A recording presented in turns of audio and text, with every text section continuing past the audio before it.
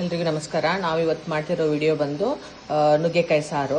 ಇದಕ್ಕೆ ಏನೇನು ಮಾಡ್ಕೊಬೇಕಂತಂದ್ರೆ ಟೊಮೆಟೊ ಹಾಕಿ ಬೇಳೆನ ಬೇಯಿಸಿಟ್ಕೊಬೇಕು. ಆಮೇಲೆ ನುಗ್ಗೆಕಾಯಿ, ಕೊತ್ತಂಬರಿ, ಕರಿಬೇವು, ಬೆಳ್ಳುಳ್ಳಿ, ಆಮೇಲೆ ಮಸಾಲೆ ಖಾರ ಅಂತ ನಾವು ಮಾಡ್ಕೊತೀವಿ. ಇದರಲ್ಲಿ ಧನಿಯಾ ಪುಡಿ, ಜೀರಾ ಪುಡಿ ಎಲ್ಲನೂ ಇದರಲ್ಲೇ ಹಾಕ್ಬಿಟ್ಟಿರ್ತೀವಿ ನಾವು. ಇದ್ರ ರೆಸಿಪಿನ ನಾನು ಇನ್ನೊಂದ್ಸರಿ ಹಾಕಿ ಹೇಳ್ತೀನಿ ನಿಮಗೆ.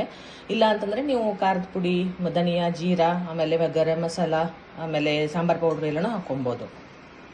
ಇದನ್ನ ಸ್ಮ್ಯಾಶ್ ಮಾಡ್ಕೊಬೇಕು. ಸ್ಮ್ಯಾಶ್ ಮಾಡ್ಕೊಂಡ್ಮೇಲೆ ಎಣ್ಣೆ ಕಾಯಕ್ಕೆ ಇಟ್ಟಿದ್ದೀವಿ. ಇವಾಗ ಸಾಸಿವೆ, ಜೀರಿಗೆ ಎಲ್ಲ ಹಾಕೋಣ.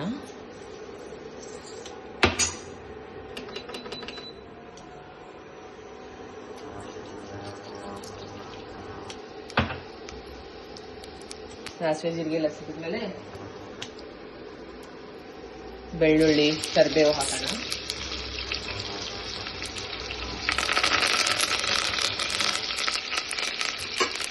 ಸ್ವಲ್ಪ ಬೆಳ್ಳುಳ್ಳಿ ಬೆಂದ ತಕ್ಷಣ ನೋಡಿ, ಈ ತರ ಬೆಳ್ಳುಳ್ಳಿ ಎಲ್ಲ ಬೆಂದ್ಮೇಲೆ ನಾವೀಗೇನ್ ಮಾಡ್ಬೇಕು, ನುಗ್ಗೆಕಾಯಿ ಹಾಕೊಂಡ್ಬಿಡ್ಬೋದು. ನುಗ್ಗೆಕಾಯಿನೂ ಬೆಳೆ ಜೊತೆಗೂ ಹಾಕೊಬಹುದು, ಹಿಂಗೂ ಹಾಕೊಬಹುದು. ಈ ತರ ಮಾಡಿ ನೋಡಿ, ತುಂಬಾ ಚೆನ್ನಾಗಿರುತ್ತೆ. ಅದಕ್ಕಿಂತ ಈಗ ನುಗ್ಗೆಕಾಯಿ ಬೇಯಿಸೋಣ ಚೆನ್ನಾಗಿ ಆಯಿಲಲ್ಲೇ.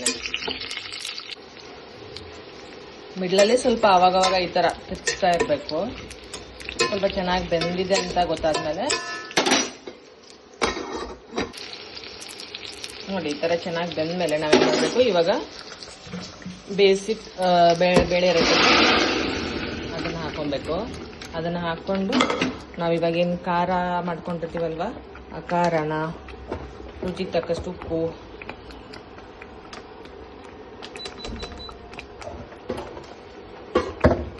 ಆಮೇಲೆ ಸ್ವಲ್ಪ ಸಕ್ಕರೆ, ಅರಿಶಿನ ಪುಡಿ ಹಾಕೊಳ್ಳಿ.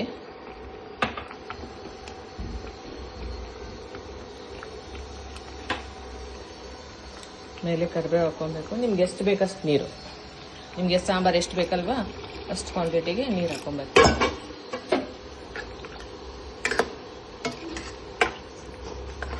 ಇಷ್ಟು ಹಾಕಿ ಸ್ವಲ್ಪ ಬೇಯಲಿದೆ ಚೆನ್ನಾಗಿ. ನುಗ್ಗೆಕಾಯಿ ಒಂಚೂರು ಕುದಿಯೋವಾಗ ಸ್ವಲ್ಪ ಚೆನ್ನಾಗಿ ಬೇಯುತ್ತೆ.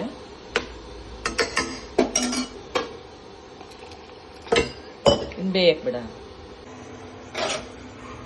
ನೋಡಿ, ಈ ತರ ಆಗತ್ತೆ, ತುಂಬಾ ಚೆನ್ನಾಗಾಗತ್ತೆ ಟೇಸ್ಟು. ಒಂದು 10 ನಿಮಿಷ ಚೆನ್ನಾಗಿ ಕುದಿಸಿ ಅಂದಾಗ ನುಗ್ಗೆಕಾಯಿ ತುಂಬಾ ಚೆನ್ನಾಗಿ ಬೇಯುತ್ತೆ, ಬಂದು ತುಂಬಾ ಚೆನ್ನಾಗತ್ತೆ. Thank you.